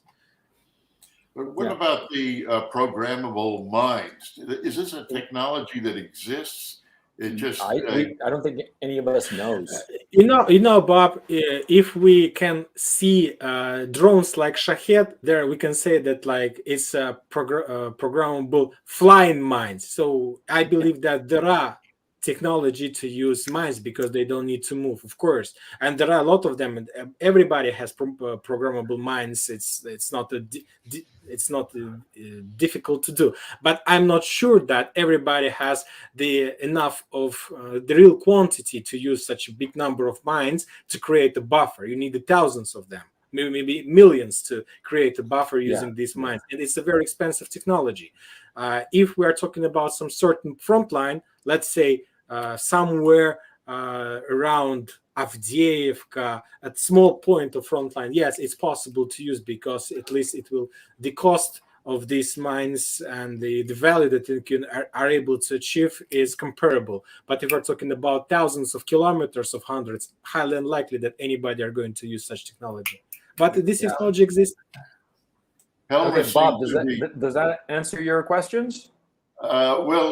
Helmer seemed to be saying that these would be buried mines, and that they we're gonna have to move on, Bob, because we have other people that we want to bring on. But we hope that this answered your question. I don't mean to cut you off, but the issue of mines is really beyond our area of purview at this time. So, Bob, thank you so much for your support. Take it easy. My personal thinking is that insofar as the conflict is concerned, I do believe that there will be a sudden collapse, sort of like at the end of the U.S. Civil War or at the end of the First World War, where one side just threw in the towel because they were done.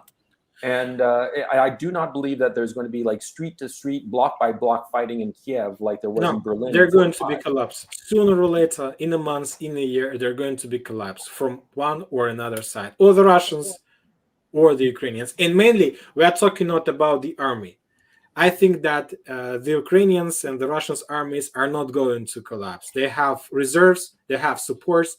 I believe that society of Ukrainians or the Russians sooner or later will collapse. All the Russians, I'm talking about, as soon as every single friend, family will receive some kind of note about the fact that their relatives were killed on the war. As soon as this situation will concentrate it in society, sooner or later, all the Ukrainians or the Russians will collapse. Yeah. So, Alex, you're history legends. It says it right in the title. And I've followed your content for quite a while, and you have great content insofar as past battles are concerned and past wars. So compared to other wars, do you think it's going to be a sudden collapse or block by block? Right now I'm actually reading about the Russian Civil War, and it's very interesting. After the Russian Revolution. Okay, okay. So in 100 years ago. Yeah, exactly. And it's very interesting because the root of the war in Ukraine now is you can see it there because the fighting is in the same areas, and you already saw the differences between the urban areas that were Russian, that were pro-Bolshevik in a lot of cases, and the fields that were less pro-Bolshevik, right? And the cities were more Russian, more pro-Bolshevik. All right. Now, when we see the war, it's very complicated to talk about wars and compare them, right? I can only compare conflicts that happened in the past years where the attacker had more firepower and was inflicting devastating losses on the defender. So I think we're in a similar scenario. Now, from a more political, strategic perspective, Ukraine has always been a terrain where there's a lot of movement from one side to another. It's the war we see now. Since already in the Russian Revolution, it goes from one end, it goes to the other end, and it's really, like Dima said, there's it's who holds the longest, who's the toughest in terms of planning and in terms of long-term strategy. I think this one will win the war. Now, the problem I see for Ukraine is that since 2014, they haven't evolved their military industry. What have they done with the money? They were still buying parts from Russia. They were still buying parts from Russia until the Russian invasion. They did not. They lost a lot of factories in Donbass. Why didn't they build new ones? So now they're waking up to their own mistakes. They could have built a new industry and actually defend themselves. Now they depend on the West. And that's the problem. When your independence depends on the goodwill of another country, you're in deep trouble. You know, like when you're financially dependent of someone else, you can only be that nice, but that person might one day cut you off. What do you do then? Yeah, exactly. So I think Completely in the agree long with you. term, the fact that Russia produces its own stuff, they can buy Everything. They produce Everything. everything. So they can buy materials from any country and produce it. Ukraine cannot. They depend on other countries, even for repairs. Most of its stuff is repaired in Poland and Czech Republic and everything. So we see where it's going. When one country has the independence of its means and deploys everything how they want to do it, for Ukraine, it's going to be tough. They're on life support. They're on life support. Yeah, but Yeah, don't and the just Russians depend on Iran? I'm sorry, Brian. Just I to cut add you on off. to what Alex And- was saying. And last word, sorry, Brian. And to come back to the Russian Revolution, you see that, like Dima said, a lot of people in Ukraine are secretly supporting the Russians or favoring them. But if they speak up, they're against the wall. During the Russian Civil War, you could be shot just by being suspected to be one side or another. You know, one day the town is Bolshevik, so all the Tsarists are against the wall, and the next day the Tsarists take over the city, and anyone suspected to be a Bolshevik is shut down. So people shut up. In these areas of the world, people don't show their emotions. They don't show who they support. Because anyone that showed their support, historically speaking, has been killed. So the ones that make up the most part of the population are very good at camouflaging their true intentions. And it's Brian? been the same during the Soviet era. Brian? Yeah, I just wanted to add to what Alex was saying because I think it's a good point. Ukraine not investing in its military-industrial complex to defend itself, but the whole thing is this leadership that did all of this. I mean, if you had really good leadership, there would be nothing you would have to defend yourself against because you would never have created this problem with Russia in the first place. You would have continued cooperating with them and also with the West, which is what Ukraine was doing until the U.S. overthrew the government. I just want to go back to what Bob was saying about these programmable mines. I looked up John Helmer's website, and they're talking about mines that are launched by rockets, and you can program them to do different things. I do know that the U.S. has mines that you can fire from artillery, and they will self-destruct. Everybody has, even Ukrainians. They use this distance method of mining of Donetsk. Yeah, and they'll self-destruct in 2 days or deactivate in 2 days. So something like this is possible, but to create a giant demilitarized zone will take huge amounts of time. And I don't know if they have enough of these programmable mines. So I mean, like certain specific areas, like Dimo's talking about, you could do that just to tie that issue up. Well, my thinking insofar as going back to the whole issue of a buffer zone is that it seems to me that the Russians have made up their minds, the collective leadership of Russia has made up its mind, especially considering the popular support it enjoys currently, that they're going to have to take over the whole country, all of Ukraine, up to the Polish border. And then they'll just carve it up. And I think that there's going to be a landlocked rump Ukrainian state that will have some regime installed that is going to be very docile and very friendly to Russia. And this landlocked Ukraine state is going to be extraordinarily poor because there's going to be no industry. The agriculture in that area, in the west of Ukraine, between Lviv and Kiev, is not as rich as the famous black soil of the south of Ukraine, which is currently under dispute. So ultimately, it's going to be a very, very poor backwater that is going to be severely depopulated because so many of the Ukrainians have left. I mean, it's credibly estimated that a third of the population has fled the country. And most of those people are not coming back. Something like it's estimated that about 4 million have gone to Russia and another 11 million have gone to the West. The numbers fluctuate, but it doesn't really matter. In the end, it's a third of your population gone for good. And they're not coming back even if there's peace, and certainly not to a poor, backward little buffer state. And I unfortunately think that that's going to be the fate of Ukraine. Do you guys agree with this, like, I suppose, long-term view as to the fate of this entire nation? I think it'll be something. I think it'll be something along those lines. There will be a very diminished Ukraine left over. It'll possibly be landlocked, but that remains to be seen. There's always the possibility that Russia, not by choice, but by necessity, would freeze the conflict by time. To prepare for the next, just like they did kind of in 2014, 2015. But yeah, but I don't think at this point. Well, I mean, we don't anything really can know. happen, sure. Yeah, But I mean, exactly. they don't seem that they're lacking in stuff, so that they need to freeze it to like rebuild, more artillery pieces or more tanks or whatever. Yeah. So I mean, just one of the many possibilities. But I do agree that it'll. Russia is not going to want to settle for something less than just a very, very diminished, rump state, basically landlocked rump state. I think that would be ideal for them, if not the whole thing gone, Ukraine gone, politically. Oh boy, let's bring on the Spy Guy, who's a long-term supporter of my Patreon. Spy Guy, how's it going? Okay, how are you?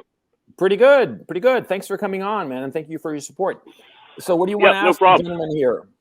Well, I just wanted, I was a little shocked. I was listening to you guys earlier talking about why the West doesn't send their tanks to Ukraine, and there's a very big reason they don't, and it's called autoloaders. Also, the Eastern tanks, the Soviet tanks that we're all basing the Ukraine and Russians are fighting with, they use autoloaders. In the West, they don't. So you have to retrain your entire tank crew for this extra man that you're going to have to use in the Western tanks. And that is the number one reason. They haven't sent any, along with Brian's point about all the logistics, you won't have that's the reason.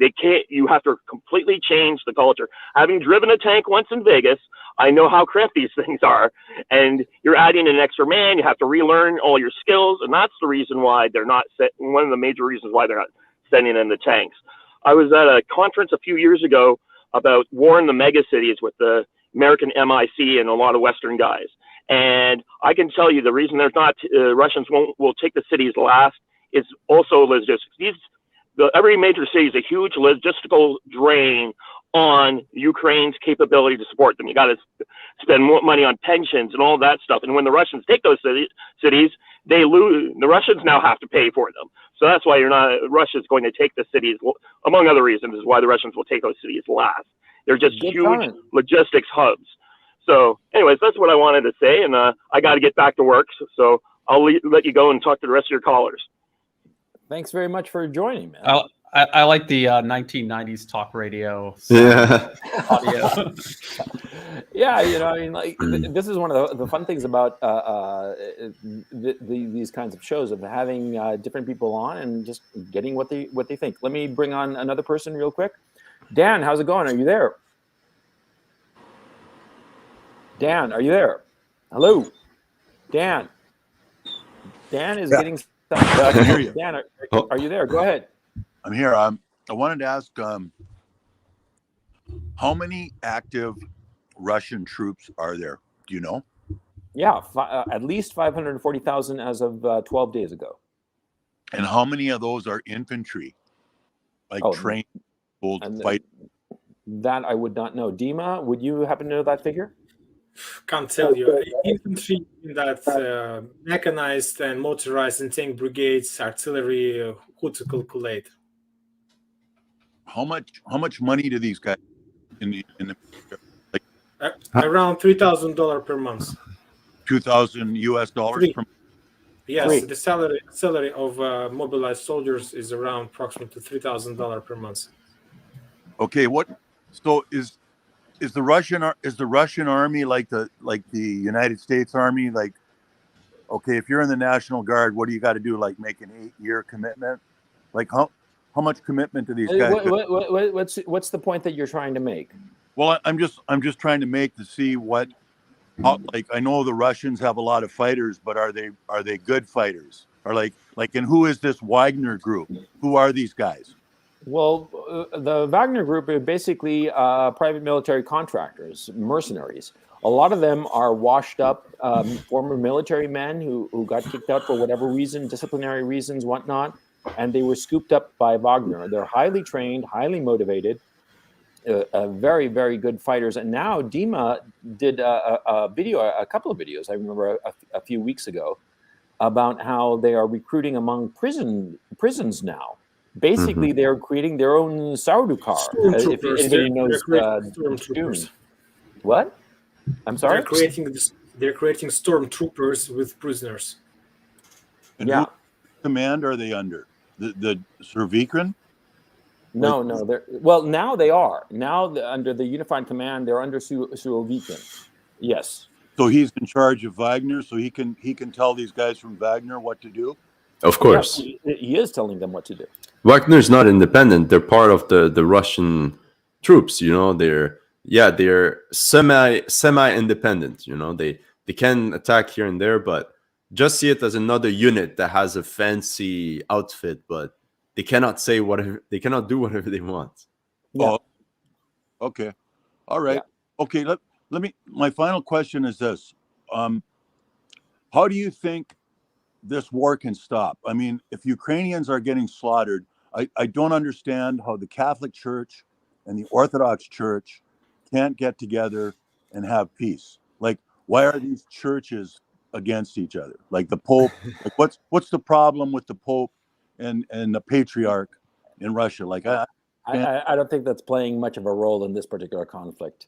I think that in this role, religion, though it's very important to many people, insofar as this conflict is concerned, it's a purely political matter. Because so this war is not going to end because of the religious leadership, noble as those efforts may be. Dan, don't forget that these people used to be communists not too long ago. So anyway, religion, you know, it's not as deep as for other parts. So they were part of. To tell the truth, I can't agree with you. I completely agree with Dan. Religion plays the major, maybe one of the major roles in this conflict, because it's a very big money. First of all, it's completely two different influence centers: Moscow, Constantinople, and Rome. And so it's very important. I can't tell you the real what is the correlation between these two things, but the religion plays a significant role in this conflict, of course. I can also say on the ground experience that many people here in Ukraine are extremely religious, and so the Russians as well. The Russians like fanatic religious. A lot of people are there. It's not like Western Christianity, which is now sort of like a like dressage. It's not serious. Over here, they take it seriously. Brian? I would also say that the root of this problem is Washington transforming Ukraine into a proxy to create a national security threat on Russia's border. So the Roman Catholic Church and the Russian Orthodox Church can get together and talk all they want, but unless somehow they can yank on the leash of Washington, it's going to make no difference. And because that is the Ukrainians have their own Orthodox Church. So, and there is a very big conflict between these two churches. And they're essentially Catholics, right? Like it's very come on, I'm Catholic. Be careful there. Yeah, but no, but it's closer. The rights of the rights of the Ukrainians is closer to Catholics, from what I know. Maybe I'm wrong. I'm not that familiar with it, to tell you the truth. Pope of Rome. Okay, so the Ukrainian Catholic Church, okay, for some reason they follow the Pope of Rome. Okay, but I don't think that religion is the center core of this war. Yeah, it has a part of it, but it's not the factor. Okay, it's Washington's proxy war, and so you have to deal with Washington. Washington is the problem. Washington is not interested in negotiating. They are trying to protect their primacy over the planet, and that is what this is a part of. It's also why there's this tension between the U.S. and China. It's all part of the same problem. So what you're saying, Brian, is Washington's a secular, or the United States is a secular country that does not give a shit about religion. Yes, absolutely. Yes, absolutely. Guys, I have one question to you. Do you know who is Vanga? No. Nobody knows who is Vanga. No. Bulgarian woman who did a lot of prophecy in the 20th century. He gave a lot of things that, and she's very famous. You can Google her. She gave a lot of projections, and a lot of them took place in the past and so on. And one of her prophecy was that after brother attacks the brother, three Slavic sister will create a very powerful Slavic country. Wow. And this war is a war between three Slavic sisters, three Slavic countries: Belarus, Russia, and Ukraine. This is three Slavic countries. And in the past, these three Slavic countries, people created USSR. If you remember, after the revolution and so on, and 100 years ago, these three countries signed a contract and created USSR. And in 1991, these three Slavic countries destroy USSR together the same way.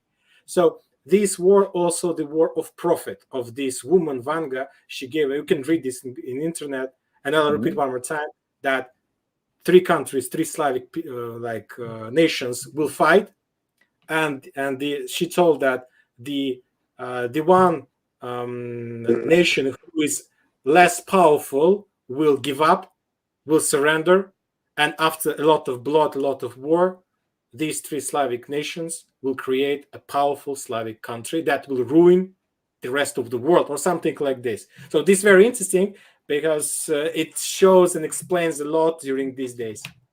Baba Vanga is the name of the prophet, I believe. Dan, thank you so much for joining. Yes, I hope to see you on Sunday, okay? How do you spell her name? V as in Victor, A-N-G-A. Okay, thank you. V as in Victor, A-N-G-A. Dan, thank you so much for joining us. Okay, bye. Now, insofar as I'm concerned, when I was a teenager, when I was like 13, I actually bought a whole book of all of Nostradamus's prophecies, and I read the whole thing from cover to cover, and I wasn't high. And, a lot of the stuff it's very interesting, but I'm not so sure how seriously to take it. Though the notion that the three sisters will become one, well, we're sort of seeing that insofar as Belarus and Russia are concerned. I mean, Brian, can you fill us in on that particular development that's happened as of late? Well, I mean, that's what I'm hearing, and I don't know if there's anything conclusive from that. But also, I mean, Russia is literally absorbing parts of Ukraine, as we talk. So yeah, the idea that most of Ukraine, Russia, and Belarus, in one way or another, will be unified, maybe not as a single nation, but as a very closely knit bloc. I think that's not far-fetched at all. I think we're watching that happen. To what degree? That's the only question. But insofar as Belarus and Russia are concerned, I mean, really, it's sort of like Russia is gently but relentlessly absorbing Belarus. They're absorbed, but Dima is in Belarus, so yes, he's the man to ask. We have a very nice relations between Belarus and Russia. They supply and support Belarus with cheap gas, with cheap oil. They buy everything that the economy of Belarus produce. So we are like small Switzerland in this particular region. So we don't need to worry about anything. Everything we produce, the Russians takes. We get free loans. Of course, the level of life is not so high in Europe. But if we're talking about this particular region, everything is not so bad. And to tell the truth, I know a lot of Ukrainians who moved to Belarus, and they were very happy to do this because it's a very nice country, calm country, without any problems, without strikes, without meetings, without fights, without everything. I'm not talking about 2020. It's like it's not about this, but anyway, there are less Dima, problems. I'm moving to Belarus. Yeah, I'm packing my bags for Minsk as we speak. You can. I will be very happy to see you here. Okay, so we've been going on for close to an hour, close to 2 hours rather. And so I like to wind these down and have it like a comfortable length. Is there anything else that you guys would really like to touch upon before we say our goodbyes? Well, I'll just reiterate that I think Bakhmut is part of Russia's war of attrition, and the whole point of this is to just suck in Ukraine's military and just destroy it. And I think that's what we're watching. And I find it very interesting. Everybody, gathering information and talking about possible offenses. You cannot rule anything out at all.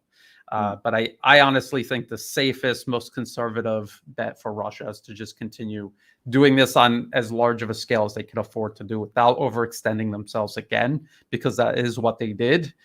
Now it is Ukraine that is overextended. I kept saying over and over again that those offensives at Kherson and Kharkov was not the beginning of some great Ukrainian victory. It's the beginning of the end for Ukraine's military.